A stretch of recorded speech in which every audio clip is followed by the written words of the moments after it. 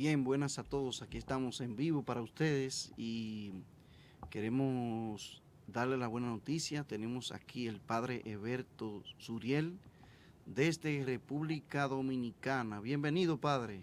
Caramba, Fran, pero o sea, toda esta algarabía ahora desde República Dominicana.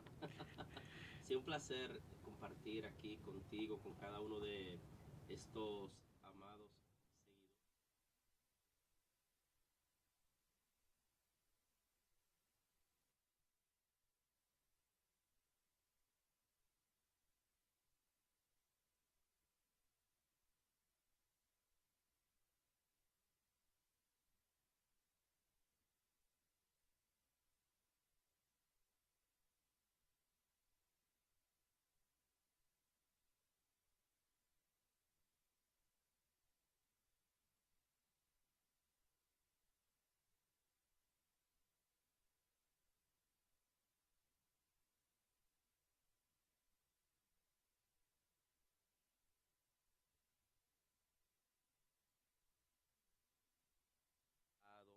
Que no tiene razón de ser en la actualidad, incluso que es algo muy obsoleto, que ya eso hay que cambiarlo por cosas modernas. Entonces quiero, no sé, que nos inmiscuyamos en esta parte aquí del sentido de la palabra de Dios en nuestros días. Y para esto es importante que nosotros primero nos demos cuenta de que la palabra de Dios no es simplemente un escrito que ya tiene miles y tantos años y que, como decíamos hace un momento, es algo como que solamente hablaba de un pasado muy remoto y que ya no tiene nada que ver con la actualidad. Incluso yo he escuchado hasta algunos intelectuales hablar al respecto que es algo que no tiene nada que decir en este tiempo tan moderno. Entonces, por esto es bueno que nosotros vayamos mirando. No es solo un escrito que se le antojó a alguien que no tenía nada que hacer eh, y punto, sino que es algo que nace de una experiencia de un pueblo, pero no simplemente una experiencia de yo hablar con Fran, de hablar con mis padres, no es una experiencia de una relación con Dios. Dios que no simplemente es un invento o una emoción simplemente del ser humano. No, Dios que hace palpitar el corazón. Y entonces en esta relación van surgiendo todas estas experiencias tan hermosas que primero la palabra de Dios es vivida y luego entonces es transcrita. Esto se transcribe para que quede de generación en generación, pero no solo lo escrito, sino también esas experiencias manifestándonos a un Dios vivo. Y esto es lo que nosotros podemos, a grosso modo, ir conociendo sobre la palabra de Dios. Y cómo eso entonces eh, tiene tanto que decirnos en la actualidad. Bueno, lo primero es que Jesús mismo dice en el capítulo 20 del Evangelio de Juan, dice que estas palabras son escritas para que ustedes tengan vida y vida eterna. Es decir, que no es simplemente para que conozcamos datos históricos. Hay personas que quieren escudriñar las escrituras simplemente para buscar datos históricos. Y allí están, más que datos históricos, está la riqueza que Dios nos comunica para darnos vida eterna, para darnos salvación. Por eso, antes que cualquier cosa, de estar buscando algunos datos geográficos, e incluso de arqueológicos, la palabra de Dios quiere transmitirnos esos hechos salvíficos por los cuales Dios quiere abrirte camino para que tengas vida plena y abundante. Y esa vida todos la necesitamos. Y por eso es tan actual la palabra de Dios, Fran. Si es que eh, vamos a ir dando este pequeño recorrido. Muy bien, padre. Qué bueno. Sí, sí. Y a ver, ¿cómo nosotros entonces podemos aprovechar al máximo esta riqueza de la palabra de Dios?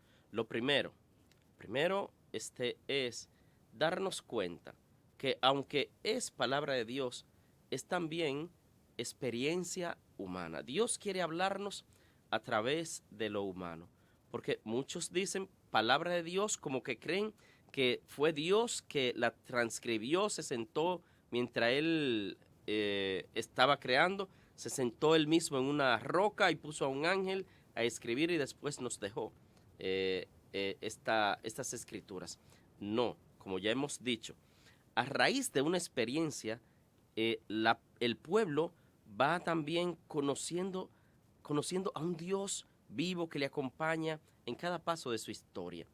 Y como no existía la escritura, pues esto iba transmitiéndose de boca en boca de manera oral, ¿sí? Oralmente se transmitía.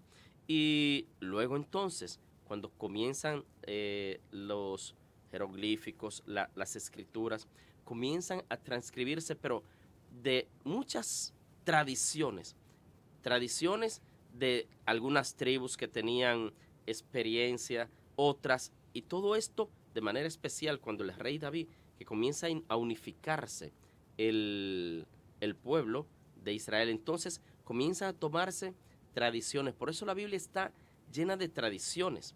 Algunas hablan de Dios como Elohim, algunos hablan de Dios como el Yahvé, algunos hablan de Dios como el Dios de los ejércitos, y así sucesivamente. Pero todo esto es muestra de las distintas tradiciones que están allí enmarcadas en las Sagradas Escrituras.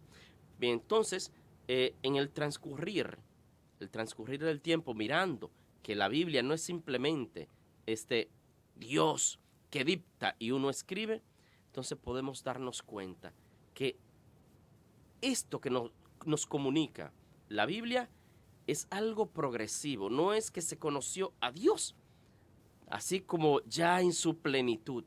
No, Dios se iba como un niño que va aprendiendo de manera paulatina, ¿sí? Así Dios en su pedagogía va comunicándonos también su palabra, pero de manera paulatina. No es de manera brusca. Imagínense que a un niño se le dé a comer alimento sólido inmediatamente, pues no va a poder digerir porque su cuerpo aún no está preparado para ello, sino que en la medida que pasa el tiempo se va preparando. Por eso se le da alimento suave, digerible para su edad. Y asimismo Dios, para la etapa en la que se encontraba el ser humano, iba dando también rasgos distintivos de lo que él quería comunicar al pueblo. Ahora, en Jesucristo ya, después de tantos miles de años de un pueblo con esa experiencia de este Dios vivo, ahora en Jesucristo viene a tomar forma definitiva. Por eso, en la carta a los Hebreos, en el capítulo 1, dice muy bien: de muchas maneras nos habló Dios por nuestros antepasados, por nuestros padres, pero en la actualidad, ¿sí? Actualidad, el tiempo en que se escribe los Hebreos, nos ha hablado de manera definitiva por su Hijo Jesucristo. Y esto es importante. ¿Por qué? De manera definitiva. Es que ya todo lo que Dios tenía que hablarnos, entonces nos lo ha comunicado en su Hijo Jesucristo. Por esto es que Él es la palabra de Dios hecha carne, vida. Y eso es importante para que nosotros también podamos darnos cuenta de algo que esto encierra. ¿Qué encierra? Que nosotros mirar e interpretar el Antiguo Testamento sin tener en cuenta lo que nos comunica Jesús dentro del ambiente cristiano, entonces no vamos a encontrarle su sentido pleno. Es en Jesucristo, como dice también el capítulo 1 del Evangelio de Juan, dice que por medio de Moisés nos vino la ley, pero por medio de Jesucristo nos ha venido la gracia y la vida. En Sí. pocas palabras, padre, con el permiso de usted, Sí, estamos hablando la tradición. claro. Empezamos con la tradición. Y hoy en día vemos todos estos debates y toda esta actividad, los cuales son positivos porque mucha gente aprende a través de ellos, pero también a través de la enseñanza que usted nos está dando, yo creo que es muy importante para nosotros como católicos vivir nuestra fe, vivir nuestra tradición, vivir en nuestra iglesia, conocer de la palabra de Dios. Pero la iglesia tiene una riqueza extraordinaria, nuestra iglesia católica tiene muchas devociones, nuestras advocaciones por la Virgen y todas las actividades que hacemos, por ejemplo, las tradiciones, las fiestas patronales, las actividades recreativas sanas, ¿verdad? Porque todo esto va con nosotros. Eh, yo entiendo que el tema que usted nos quiere dar a entender es sobre también de que vivamos en una plena actitud de cada día crecer, no solamente en el conocimiento de la palabra, sino también vivir nuestras tradiciones y entender, como usted dice, que la Sagrada Escritura fue inspirada por el Espíritu Santo, eh, pero la riqueza espiritual que tiene nuestra iglesia y que tiene nuestra devoción y toda la actividad que hacemos es tan inmensa que nosotros tenemos que aprender a vivir con ella, aprender a vivir, Padre, también aprender de los santos, la biografía de los santos, aprendemos muchísimo con todo eso. Sí, sí, Fran. Eh, Mira, o sea, tú vas ya englobando el tema, y esto para muchas personas resulta hasta escandaloso hablar de la tradición, hablar de los santos, de la devoción popular, porque piensan como que esto no tiene sentido, y que solamente tienen que enmarcarse en la palabra de Dios. Pero la misma palabra de Dios, como decíamos, encierra todas esas tradiciones. Uno va al capítulo al que hacíamos referencia, capítulo 20 de San Juan, dice el evangelista, muchas otras cosas hizo Jesús que no están escritas en este libro. Fíjense, pero él las hizo y está Sí. consciente de que las hizo. Ajá. Ahora, porque no están escritas en ese libro, quiere decir que se perdieron, quiere decir que ya eso no cuenta. No, todas esas comunidades cristianas entonces vivían de esas cosas que Jesús también fue diciendo, compartiendo, viviendo con sus discípulos. Y para ello esto era significativo. Y esto es lo que le llamamos entonces tradiciones, que nosotros vamos mirando en esas comunidades creyentes, esas cosas que Jesús iba también comunicando. Mira, hay algo que pudiéramos nosotros muy bien hacer referencia. El apóstol Pablo, en los Hechos de los Apóstoles, habla de que algo que Jesús dijo, pero que no lo vamos a encontrar en los evangelios, dice el apóstol Pablo. El apóstol dice que hay más alegría en dar que en recibir. Ok, los evangelios hacen referencia, pero no de manera explícita a esto. Y uno lo encuentra, pero ¿y dónde lo dice? ¿Dónde lo dice? No, porque son de las cosas que las comunidades iban recogiendo, proviviendo, aunque no estaban plasmadas en las escrituras. Entonces, por esto es que la iglesia cree no solamente en la escritura, sino también en toda la riqueza de fe que encerraban esas vivencias comunitarias. Y esas vivencias comunitarias, entonces, es la que iban dando. A ver, se iba dando esta manera circular de lo escrito enriquecía la tradición y la tradición daba también una luz de explicación a lo escrito. Cierto. Entonces, por eso en la iglesia creemos en la tradición y en las escrituras. ¿Sí? Entonces, no es solamente, como dicen algunos, que la sola escritura. Bien. Entonces, para que tengamos en cuenta esta parte y con referencia a la vivencia de esos hombres y mujeres que incluso en los Hebreos también hace referencia a esto.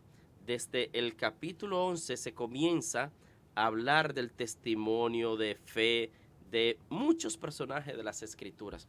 En el capítulo 12 dice muy bien, tomen en cuenta la vida de esos hombres y esas mujeres también, tómenla en cuenta para que esto nos enriquezca en nuestra fe. O sea, nosotros no nos estamos inventando nada, nosotros nos guiamos por las Escrituras, porque hay algunos que dicen la Iglesia Católica echa de lado la Escritura para vivir simplemente tradiciones humanas, y están muy errados.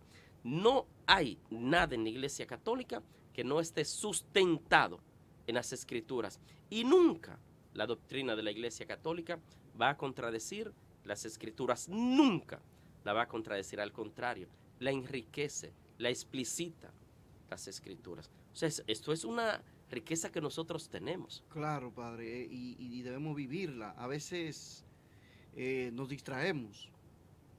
Yo pienso que en todo lo que tiene que ver con lo que estaba hablando ahorita de los debates y todo eso, muchas personas se distraen en otras cosas y nosotros, como dice usted, la Iglesia Católica, Iglesia Universal, no tiene algo que sea por capricho o por H o R, no. La Iglesia tiene su tradición, tiene la Sagrada Escritura. Después, ¿verdad? Después que se hicieron los escritos, pero comenzamos con la tradición. Claro, ¿Verdad? claro que sí. O sea, como le decía, primero la Escritura se vivió antes que ser escrita. Y eso incluso hasta en el Nuevo Testamento. Fíjense, en el Nuevo Testamento, el año 33, más o menos, en que Jesús estuvo con sus discípulos, no estaban ellos escribiendo. No. Dice que el primer escrito neotestamentario viene apareciendo a partir de la década del año 50, entre el 53, 55, por ahí, el primer escrito del Nuevo Testamento. Entonces, este espacio aquí, entre el 33 y unos 20 años, ¿qué pasó? ¿Esto se perdió?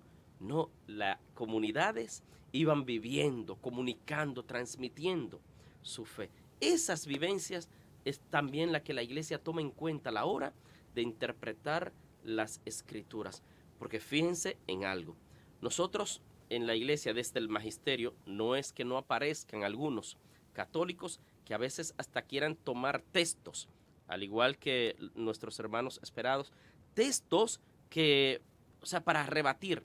No, una cita bíblica, un verso, no puede sacarse de su contexto, porque entonces va a atrofiar el sentido real y salvífico que nos transmite ese texto de la Escritura. Hay uno maravilloso en el libro del Eclesiastés, en el capítulo 7, verso 25, dice algo que cualquiera puede hasta rasgarse las vestiduras por escandaloso. Dice que no hay nada más venenoso que una mujer. Pero Dios mío, dice el verso, pero si lo sacamos de su contexto. No, imagínate. Esto es desgarrador y hasta, no que eso es la Biblia, son machista y todo esto, pero que queremos sacarlo. Otro ejemplo, Padre, cuando dice, si tu mano te es motivo de pecado, córtatela. Sí. Cuando hubiéramos todos mancos y tuertos. Sí, incluso recuerdo una anécdota de una señora que vivía con su nieto y entonces se veía que el nietecito, cuando iba a la escuela, se la pasaba durmiendo. Pero cuando investigaron desde la escuela, ¿qué pasaba? Y es que ella no lo dejaba dormir porque la Biblia dice, estén despiertos, no se duerman, para que cuando llegue el Señor no los encuentre dormidos. Y no lo dejaba dormir al pobre niño. Claro, entonces aprovechaba para dormir en la escuela. Porque interpretamos mal muchas veces, sacando del contexto un texto específico. Entonces, yo creo que para concluir, me gustaría dar unos puntitos, Frank, para que nosotros podamos gustar, saborear porque voy a repetir, en las Escrituras se nos comunica una fuerza divina que va más allá de lo que tú hayas podido escuchar, de lo que tú incluso de manera personal hayas querido encontrar. Y es lo que Dios comunica. Por esto, cuando vayas a leer las Escrituras, primero pide al Espíritu Santo, que fue el que inspiró, el que sembró en el corazón de aquellos hombres y mujeres que le llamamos desde la iglesia el agiógrafo. Entonces, que el Espíritu Santo es el que vaya dándote luz. Muchas personas dicen, pero es que no me gusta porque no entiendo, o como en mi país recuerdo que cuando niño escuchaba mucho, si lees la Biblia te vuelves loco.